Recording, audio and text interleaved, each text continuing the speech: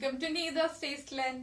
നമുക്കിന്ന് നല്ല ചൂട് കപ്പ പുഴുങ്ങിയതും കാന്താരി ചമ്മന്തിയും കഴിച്ചാലോ. ചൂട് കപ്പയും കാന്താരി, നല്ല എരിവുള്ള കാന്താരി ചമ്മന്തിയും കഴിച്ച് ഒരു ഗ്ലാസ് കട്ടൻ ചായയും കഴിച്ചു കഴിഞ്ഞാൽ നല്ല സുഖം.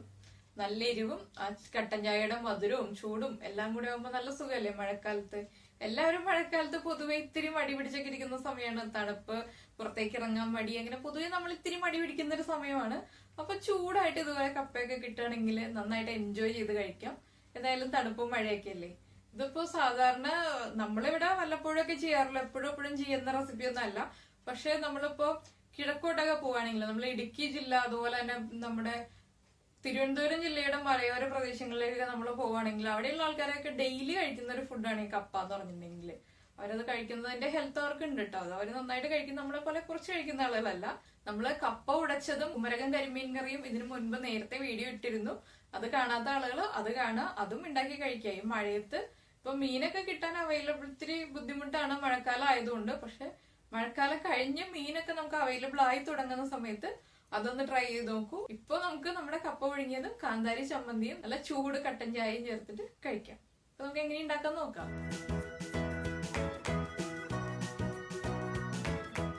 നമുക്ക് നമ്മുടെ കപ്പ പുഴുങ്ങിയതും കാന്താരി ചമ്മന്തി ഉണ്ടാക്കാൻ ആവശ്യമായിട്ടുള്ള ഇൻഗ്രീഡിയൻസ് നോക്കാം. നമ്മൾ കപ്പ എടുത്തിട്ടുണ്ട്, അതുപോലെ തന്നെ കാന്താരി മുളക്, ഉള്ളി, പിന്നെ നമുക്ക് ആവശ്യമുള്ളത് ഉപ്പ്, വെളിച്ചെണ്ണ, വെള്ളം. ചമ്മന്തിക്ക് ആവശ്യമായിട്ടുള്ള ഉപ്പും പിന്നെ കുറച്ച് പച്ച വെളിച്ചെണ്ണ ഒഴിച്ചു കൊടുക്കുക ചമ്മന്തി റെഡിയാക്കി കഴിഞ്ഞ്. ഇതിപ്പോ ഞാൻ കപ്പ എടുത്തു വെച്ചിട്ടുണ്ട്. സാധാരണ നമ്മൾ കപ്പ പുഴുങ്ങാൻ വേണ്ടിയിട്ട് കപ്പ എടുക്കുമ്പോൾ നിറയെ മണ്ണായിരിക്കും. അതുപോലെ തന്നെ നമ്മൾ കത്തി കൊണ്ട് കട്ട് ചെയ്ത് കഴിയുമ്പോൾ കത്തിയിൽ നിറയെ മണ്ണാവും. കപ്പ ക്ലീനിങ് എന്ന് പറഞ്ഞിട്ടുണ്ടെങ്കിൽ കുറച്ച് നമുക്ക് അത്ര താല്പര്യമില്ലാത്ത കാര്യമായിരിക്കും എല്ലാവർക്കും. എന്ന് വെച്ചാൽ നമ്മുടെ കൗണ്ടർ ടോപ്പിലാണെങ്കിലും എടുക്കുന്ന പാത്രങ്ങളിലാണെങ്കിലും കത്തിയിലും എല്ലായിടത്തും മണ്ണും എല്ലാം ചേർന്നിട്ട് മിക്സ് ആയി വരുമ്പോൾ നമുക്ക് വല്ലാത്തൊരു അസ്വസ്ഥത തോന്നും. ഒരു മണ്ണ് കത്തിയിലൊക്കെ മണ്ണായി കഴിഞ്ഞിട്ട് കത്തിയുടെ മൂർച്ച പോകും, അതുപോലെ തന്നെ ഉറച്ചിൽ വീഴും, ആകെ ബുദ്ധിമുട്ടാണ്. കപ്പ എപ്പോഴും കട്ട് ചെയ്യുമ്പോൾ എന്താ ചെയ്യുന്നതെന്ന് വെച്ചാല് കപ്പ ഇതുപോലെ തന്നെ എടുത്തിട്ട് നന്നായിട്ട് അങ്ങ് വാഷ് ചെയ്യും. ഒരു 4-5 പ്രാവശ്യം നമ്മള് ടാപ്പിന്റെ അടിയിൽ കാണിച്ചിട്ട് തന്നെ വാഷ് ചെയ്യുക. സിങ്കില് ടാപ്പ് തുറന്നിടുക, ടാപ്പിന്റെ അടിയിൽ പിടിച്ചിട്ട് നന്നായിട്ട് ഇങ്ങനെ തിരുമ്മി കഴുകിയെടുക്കുക. നന്നായിട്ട് തിരുമ്മി കഴുകിയെടുത്തു കഴിഞ്ഞിട്ടുണ്ടെങ്കിൽ ഒട്ടും തന്നെ മണ്ണില്ലാതെ നല്ല പെർഫെക്റ്റ് ആയിട്ട് കഴുകിയെടുക്കാം. ഇതിനുശേഷം നമ്മൾ കട്ട് ചെയ്തെടുക്കുകയാണെങ്കിൽ നമ്മുടെ കത്തിയും മോശമാവില്ല, കൗണ്ടർ ടോപ്പും മോശമാവില്ല, എവിടെയും മോശമാവില്ല, പാത്രങ്ങളിലും മണ്ണോ ഒന്നും ഉണ്ടാവില്ല. അപ്പൊ അതൊന്ന് പറഞ്ഞു തരാൻ വേണ്ടിയിട്ടാണ് ഞാനിപ്പോ കപ്പ കട്ട് ചെയ്യാതെ വെച്ചത്. ഇനിയിപ്പോ ഈ കപ്പ നമ്മൾ എങ്ങനെയാണ് കട്ട് ചെയ്യുന്നതെന്ന് വെച്ചിട്ടുണ്ടെങ്കിൽ ഇപ്പൊ ജസ്റ്റ് തുമ്പ് കട്ട് ചെയ്ത് കളഞ്ഞു. നല്ല കപ്പയാണോ ഇല്ലയോ എന്നൊക്കെ നോക്കിയിട്ട് വാങ്ങിക്കാട്ടോ. ഇല്ലാന്നുണ്ടെങ്കിൽ മോശം കപ്പയാണെങ്കിൽ അത്ര പെർഫെക്റ്റ് ആയിരിക്കില്ല കപ്പ പുഴുങ്ങിയിട്ടുണ്ടെങ്കിൽ. ഇനിയിപ്പോ നമുക്കിത് ഏത് വലിപ്പത്തിലാണോ നമുക്ക് കപ്പ വേണ്ടത് ആ വലിപ്പത്തിൽ കട്ട് ചെയ്തെടുക്കാം.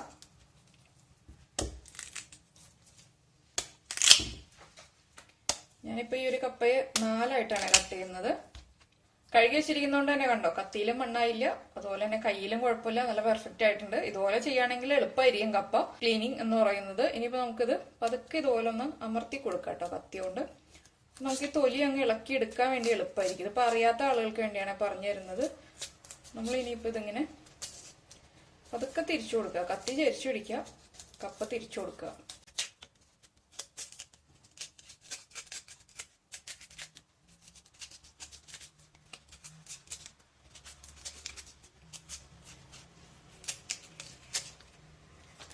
കണ്ടോ കപ്പ നന്നായി ക്ലീൻ ആയി വന്നു. ഇനിയിപ്പോ നമ്മൾ ഒരു പ്രാവശ്യം കൂടി വാഷ് ചെയ്തെടുക്കും.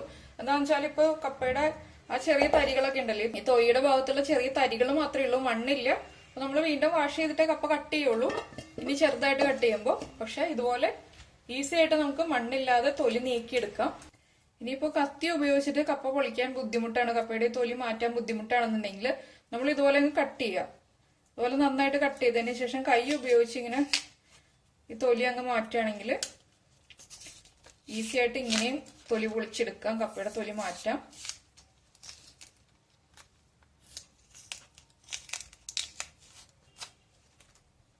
കണ്ടോ ഇതുപോലെയും ചെയ്യാം അതുപോലെയും ചെയ്യാം. നമുക്ക് ഏത് രീതിയാണോ ഈസി ആയിട്ട് തോന്നുന്നത് അതുപോലെ ചെയ്യാം. ഞാനിപ്പോ ഈ ഒരു കപ്പയെ 2ആയിട്ടാണ് കട്ട് ചെയ്യാൻ ഉദ്ദേശിക്കുന്നത്. അപ്പൊ നമുക്ക് ഏത് വലിപ്പത്തിൽ വേണോ അതനുസരിച്ച് നമുക്ക് കട്ട് ചെയ്യാം.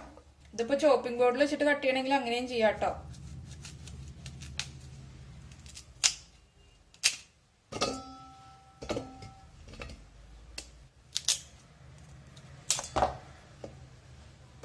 നമ്മളിപ്പോ കപ്പ കട്ട് ചെയ്ത് കഴിഞ്ഞു. കപ്പ കട്ട് ചെയ്യുമ്പോൾ തന്നെ നമ്മൾ കപ്പ വേവിക്കാൻ ആവശ്യമായിട്ടുള്ള വെള്ളം വെക്കുക.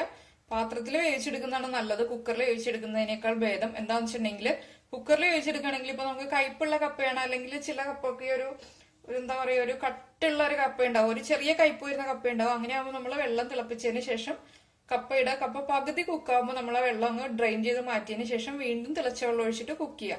അങ്ങനെയാകുമ്പോൾ കപ്പയുടെ കയ്പ് പോവും. അപ്പൊ അതുപോലെ തന്നെ നമ്മൾ കപ്പ എടുക്കുമ്പോൾ തന്നെ ചെറിയൊരു പീസ് കഴിച്ചു നോക്കുക. ഇപ്പൊ 2-3 കപ്പയൊക്കെ എടുക്കുകയാണെങ്കിൽ ഓരോ പീസും കഴിച്ചു നോക്കുക, ചെറിയ പീസ് എടുത്തിട്ട്. അപ്പൊ കയ്പുള്ള കപ്പയാണെങ്കിൽ, നല്ല കയ്പ് തോന്നുകയാണെങ്കിൽ മറ്റുള്ള കപ്പയുടെ കൂടെ ഇട്ടിട്ട് കുക്ക് ചെയ്യരുത്. ഇനിയിപ്പോ ഞാനതൊന്ന് വാഷ് ചെയ്തെടുക്കട്ടെ. ഞാൻ കപ്പ വേവിക്കാൻ വേണ്ടിയിട്ട് വെള്ളം വെച്ചിട്ടുണ്ട്, അതൊന്ന് തിളച്ചു വരട്ടെ. നമ്മൾ വെള്ളം തിളപ്പിക്കാൻ വെച്ചിട്ട് വെള്ളം തിളച്ചു വരുന്നുണ്ട്. ഇനിയിപ്പോ നമുക്ക് ഇതിലേക്ക് കപ്പ ഇട്ട് കൊടുക്കുക. ഓരോ കപ്പയായിട്ട് ഇട്ട് കൊടുക്കുക, ഒരുമിച്ചിടരുത്, കൈ പൊള്ളും, വെള്ളം തെറിക്കും. ഓരോന്നായിട്ട് പതുക്കെ ഇട്ട് കൊടുക്കുക. ഇതിലേക്ക് നമ്മളിപ്പോ ഉപ്പ് ചേർക്കുന്നില്ല കേട്ടോ. എന്താന്ന് വെച്ചിട്ടുണ്ടെങ്കിൽ കപ്പ ഹാഫ് കുക്ക് ആയതിനു ശേഷം ഈ വെള്ളം നമ്മൾ മാറ്റും, അപ്പോഴേ ഇനി ഉപ്പ് ചേർക്കുള്ളൂ. ഈ വെള്ളത്തിൽ ഉപ്പ് ചേർത്തിട്ടല്ല നമ്മൾ വേവിക്കുന്നത്.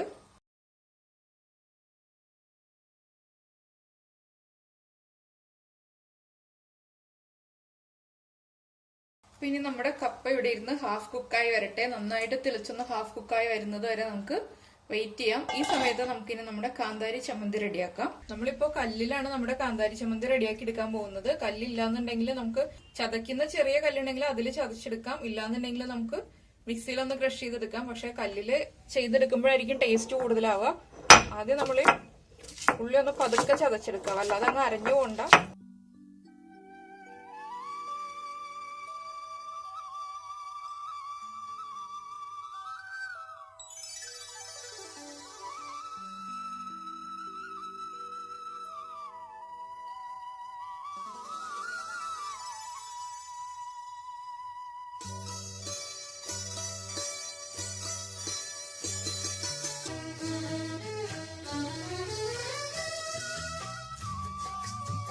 ഇപ്പൊ നമ്മള് ഉള്ളിയും കാന്താരിമുളകും ചേർത്തൊന്ന് ചതച്ചെടുത്തിട്ടുണ്ട്. പക്ഷെ ഇനി നമ്മള് ഉപ്പ് ചേർത്തിട്ടില്ല. ഉപ്പ് ചേർത്തിട്ട് എത്ര ഉപ്പ് വേണോ അതനുസരിച്ച് ഉപ്പ് ചേർക്കുക. ഉപ്പ് ചേർത്തിട്ട് ഒന്നുകൂടി അരച്ചെടുക്കുക. അപ്പോഴേ കറക്റ്റ് ആയിട്ട് ചമ്മന്തിയുടെ ആ ഒരു പരുവത്തിലേക്ക് ആവുള്ളൂ.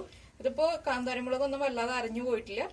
ഇനിയിപ്പോ നമുക്ക് ഒന്നുകൂടി ഒന്ന് ചതച്ചെടുക്കാം.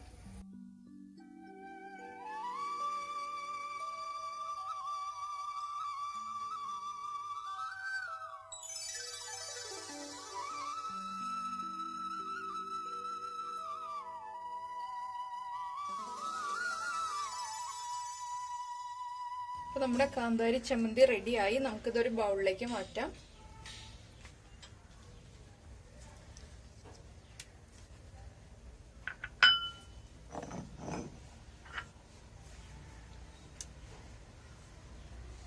കാന്താരിമുളക് എടുക്കുമ്പോൾ കൈ പുകയാൻ സാധ്യതയുണ്ട്. അപ്പൊ അതനുസരിച്ച് നമ്മൾ കയ്യിൽ വെളിച്ചെണ്ണ തടവുകയോ എന്താന്ന് വെച്ചാൽ ചെയ്യുക. കാന്താരിമുളക് എടുത്തതിന് ശേഷം ഇനിയിപ്പോ നമുക്കിതിൽ കുറച്ച് വെളിച്ചെണ്ണ ചേർത്തിട്ട് മിക്സ് ചെയ്യാം. ഉപ്പ് ചെക്ക് ചെയ്യുക, ഉപ്പ് കറക്റ്റ് ആണോ എന്ന് നോക്കുക.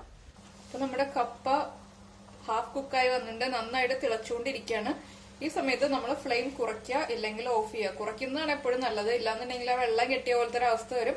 അതുപോലെ തന്നെ വേറെ പാത്രത്തിൽ വെള്ളം തിളപ്പിക്കാൻ വെക്കുക. ഇനിയിപ്പോ നമ്മള് ഈ വെള്ളത്തിൽ നിന്ന് ഈ കപ്പ മാറ്റാൻ പോവാണ്. എന്താണെന്ന് വെച്ചിട്ടുണ്ടെങ്കിൽ കപ്പയ്ക്ക് ചെറിയ കയ്പൊക്കെ ഉണ്ടെങ്കിൽ നമുക്ക് കഴിക്കാൻ പറ്റില്ല. അതുകൊണ്ട് തന്നെ എടുത്ത് മാറ്റിയ വെള്ളത്തിൽ നിന്ന്. അതിനുശേഷം വെള്ളം മുഴുവൻ കളഞ്ഞതിന് ശേഷം നമ്മൾ വീണ്ടും തിളപ്പിക്കാൻ വെച്ചിരിക്കുന്ന വെള്ളം എടുത്തിട്ട് ആ വെള്ളത്തിലേക്ക് ഈ കപ്പയിട്ട് വേവിക്കുക. അപ്പോഴേ നമ്മൾ ഉപ്പ് ചേർക്കുള്ളൂ. ഇതിപ്പോ കപ്പ നല്ല കപ്പയാണ്, കാണുമ്പോൾ തന്നെ അറിയാം. കപ്പയുടെ കളർ കാണുമ്പോഴേ അറിയാം നല്ല കപ്പയാണെന്നുള്ളത്. ഇങ്ങനെ ഒരു വൈറ്റ് കളറുള്ള കപ്പയാണെങ്കിലാണ് നല്ല കപ്പ. അത് നമുക്ക് അവൈലബിൾ ആവുന്ന കപ്പ അനുസരിച്ച് നമുക്ക് കാണുമ്പോൾ തന്നെ അറിയാൻ പറ്റും.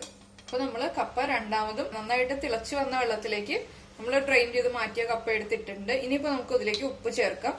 കപ്പയ്ക്ക് കുറച്ച് ഉപ്പ് കൂടുതൽ ചേർക്കാം, എന്നാലേ നമ്മൾ വെള്ളം ഡ്രെയിൻ ചെയ്ത് മാറ്റി കഴിയുമ്പോൾ കറക്റ്റ് ആയിട്ട് ഉപ്പ് ഉണ്ടാവുള്ളൂ. എന്നുവെച്ചാൽ വല്ലാതെ ഉപ്പ് ചേർക്കരുത്. ഇനിയിപ്പോ കപ്പ നന്നായി കുക്കായി വരട്ടെ. ഉപ്പ് ചേർത്തതിന് ശേഷം ഒന്ന് ഇളക്കി കൊടുക്കാം. അതിനുശേഷം ഇളക്കിക്കൊണ്ടിരിക്കരുത്, കപ്പ ഉടഞ്ഞു പോവും. ഒരു പ്രാവശ്യം മാത്രം ഒന്ന് ഇളക്കി കൊടുക്കുക. ഉപ്പൊന്ന് മിക്സ് ആയി വരുന്ന രീതിയിൽ ഇളക്കി കൊടുക്കുക. ഇനിയിപ്പോ കപ്പ കുക്കായി വരട്ടെ കേട്ടോ. നല്ല മഴയാണെങ്കിൽ നമ്മള് കപ്പയൊക്കെ റെഡിയായിക്കൊണ്ടിരുന്നപ്പോ നല്ല മഴ ഇങ്ങനെ കൂടി കുറഞ്ഞൊക്കെ നിൽക്കുകയാണ്. എല്ലാവരും ആദ്യം നനഞ്ഞൊരവസ്ഥ. നല്ല സുഖമുള്ളൊരു അന്തരീക്ഷം എന്ന് പറയുക. അതായത് നല്ല മഴയായിട്ടുള്ള നല്ല സുഖമുള്ളൊരു അന്തരീക്ഷം. മഴയൊക്കെ കണ്ടിട്ട് ചൂട് ചായയും വെള്ളം ചൂട് കപ്പ പൊങ്ങിയതും കാന്താരിമുളക് സംബന്ധിച്ചത് കഴിക്കാം. അപ്പം എല്ലാവരും മഴയൊക്കെ കണ്ട് എൻജോയ് ചെയ്യും.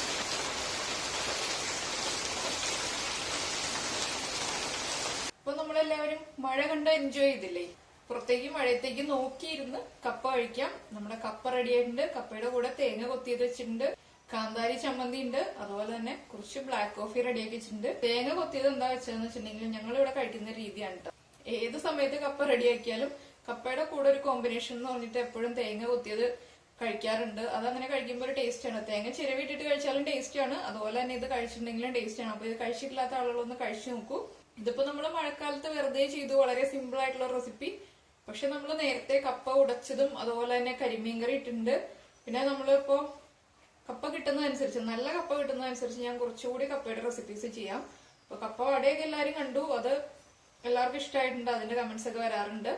അതുപോലെ തന്നെ ഇനിയിപ്പോ നമുക്ക് കപ്പ ഉലർത്തിയത് എന്ന് പറഞ്ഞിട്ട് നമ്മളിപ്പോ പൊട്ടറ്റോയൊക്കെ ഉലർത്തില്ല, അതുപോലെ തന്നെ നല്ല റെഡ് കളറിലെ കപ്പ ഉലർത്തിയത് ചെയ്യാം. അതുപോലെ പിന്നെ ഇവിടെ ഉണ്ടാക്കുന്നത് എങ്ങനെയാന്ന് വെച്ചാല് ഗോതമ്പ് പുട്ടുണ്ടല്ലോ, ഗോതമ്പ് പുട്ടിന്റെ കോമ്പിനേഷൻ ആയിട്ട് കപ്പ തേങ്ങ അരച്ചു വെക്കും. ഒരു സെമി ഗ്രേവി, വല്ലാതെ ഗ്രേവി ഉള്ള ടൈപ്പ് അല്ല, ഒരു സെമി ഗ്രേവി ആയിട്ട് കപ്പ തേങ്ങ അരച്ചു വെക്കും.